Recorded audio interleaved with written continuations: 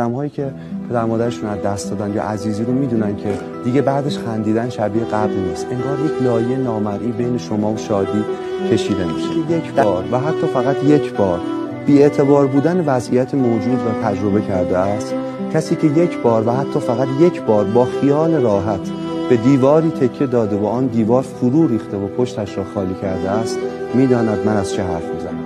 تجربه سوگ یک لایه نامرئی اما محسوس و واقعی به روی همه چیز دنیای آدم میکشد.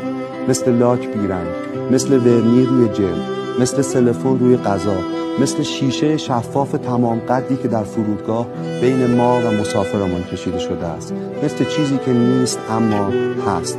و ما میدانیم که هرگز هیچگاه به تمامی شاد نخواهیم بود، که هرگاه دستمان را پیش آوریم تا شادی را لمس کنیم، حتی از نزدیک، حتی در آغوشش هم که باشیم، انگشتانمان